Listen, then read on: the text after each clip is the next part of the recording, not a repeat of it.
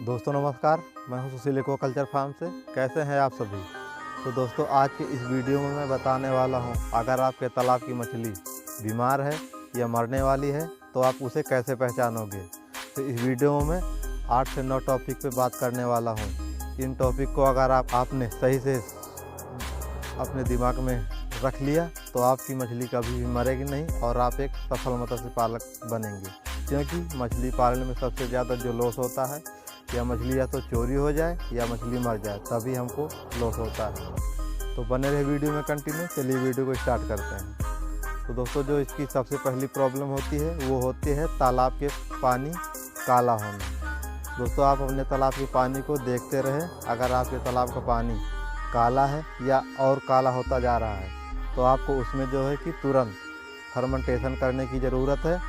क्योंकि उसमें जो है कि प्लैंकटन एकदम से ख़त्म हो चुके हैं, इसलिए मछलियों को सांस लेने में भी दिक्कत हो रही है और मछलियों को कोई भोजन भी नहीं मिल पा रहा है। तो दोस्तों दूसरी प्रॉब्लम होती है तालाब का पानी हरा होने लगता है या ज़्यादा पानी हरा हो गया है, तो उस टाइम जो है कि आपको फर्मेंटेशन तुरंत बंद कर देना चाहिए।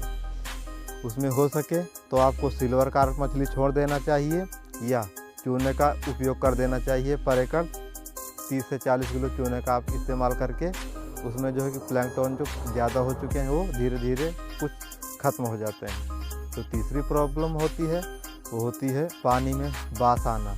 आपने कभी कभी देखा होगा कि आप तालाब पर आप अपने रहेंगे तो तालाब में जो है कि पानी की बास बहुत आती है और आपको गांव वाले भी शिकायत करेंगे कि इस तालाब में बहुत ज़्यादा बास आ रही है। तो उस टाइम जो है कि आपको तुरंत अलर्ट हो जाना चाहिए, क्योंकि उस टाइम जो है कि उसमें अमोनिया बहुत सूट हो चुका है। तो सोचो अगर आप नहीं रुक सकते उस तालाब पर तो उस तालाब में रहने वाली मछलियों का क्या हाल होगा। उस टाइम जो है कि आपको तुरंत अपने तालाब में अमोनिया का ट्रीटमेंट करना चाहिए। जो इसकी चौथी प्रॉब्लम होती है वो होती है, कभी कभी आपने देखा होगा मछली ऊपर दिखने लगती है या साइड में आके रुक जाती है, तो उस टाइम देखना कि तालाब के पैरामीटर में भी कोई गड़बड़ी है, तभी मछली ऊपर आती है। क्योंकि मछली जल की रानी है, वो कभी ऊपर आती नहीं है बिना प्रॉब्लम के। तो उस टाइम तुरंत आपको अलर्ट हो जाना चाहिए, तुरंत चेक करना चाहिए कि आपके तालाब के पैरामीटर में क्या प्रॉब्लम है जो मछली हमारी ऊपर आ गई है, तुरंत उसे देखना चाहिए। और एक और प्रॉब्लम होती है और ये कि उस टाइम जो है कि आपको मछली को तुरंत कुछ ना कुछ मछली बाहर निकाल कर देखना चाहिए। मैं सारी मछलियों की बात नहीं कर रहा हूँ, कुछ 10 से 15 मछली आप बाहर निकाल कर देखें, उनके बॉडी पर देखें रेड डिजीज़ या है, उनके गिल्स के अंदर क्या प्रॉब्लम है। उस टाइम जो है कि आपको तुरंत अलर्ट होकर उनका भी ट्रीटमेंट करना चाहिए, नहीं तो मछली कब मर जाएगी ये आपको पता भी नहीं चलेगा। एक और प्रॉब्लम होती है, आपने कभी कभी देखा होगा मछली को आप भोजन देते हैं, वो भोजन सही से नहीं कर रही है तो समझ लेना कि मछली को कोई प्रॉब्लम है। नहीं तो मछली अगर सही से भोजन करेगी तो 10 से 15 मिनट में ही अच्छा खासा भोजन वो तुरंत खा लेती है, इससे ज़्यादा टाइम नहीं लगाती।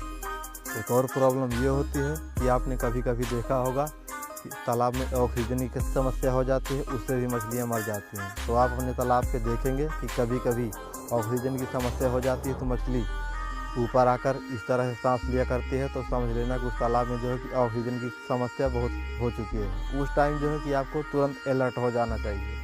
उसमें हो सके तो आपको तुरंत ऑक्सीजन टेबलेट डालना चाहिए, या आपके पास बोरवेल की सुविधा हो तो आप उसी पानी को उसी तालाब के अंदर गिराइए, जिससे ऑक्सीजन की कैपेसिटी बढ़ जाती है और ऑक्सीजन की समस्या ख़त्म हो जाती है। एक और प्रॉब्लम ये होती है, आपने कभी कभी देखा होगा पानी में बुलबुले उठने लगते हैं, तो उस टाइम जो है कि आपके तालाब में जो है कि अमोनिया बहुत सूट हो चुका है, इसलिए तुरंत उस टाइम जो है कि आपको अमोनिया का इलाज करना चाहिए, नहीं तो मछली कम मर सकती है, आपको पता भी नहीं चलेगा। हो सके तो आपको आधे से ज़्यादा पानी को आप बाहर निकाल दें, कुछ नया पानी ऐड कर सकते हैं, जिससे अमोनिया ख़त्म हो सकता है आपके तालाब का। तो दोस्तों एक और प्रॉब्लम ये होती है कि कभी कभी आपने देखा होगा कि पानी बहुत हार्ड हो जाता है या गाढ़ा हो जाता है, जिससे जो है कि उसमें कोई भी प्रॉब्लम आ सकती है और कभी भी मछली मर सकती है। उस टाइम जो है कि आपको फिटकरी या एलम का उपयोग करना चाहिए, जिससे वो तालाब का पानी जो हार्ड होता है वो सॉफ्ट हो जाता है।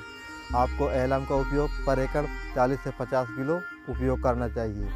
उसे घोलकर अपने पूरे तालाब में स्प्रेड कर देना चाहिए, या उसे छोटे छोटे टुकड़े बनाकर अपने पूरे तालाब में जो है सही से स्प्रेड कर देना चाहिए, जिससे आपका तालाब का पानी जो हार्ड होता है वो सॉफ्ट हो जाता है। तो दोस्तों इस वीडियो में मैंने जो बताया, अगर इस तालाब में आप अपने तालाब में इन सभी चीज़ों को आप ध्यान रखते हैं तो आपकी मछली कभी मरेगी नहीं और आप एक सफल मत्स्य पालक बनेंगे।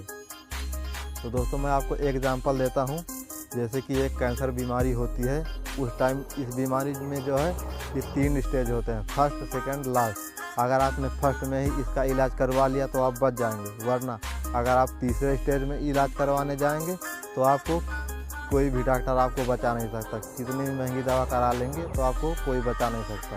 इसलिए ध्यान रहे, जब भी आपके तालाब में प्रॉब्लम दिखे तुरंत उसका इलाज कर लेना चाहिए, नहीं तो आपकी मछली मर सकती है।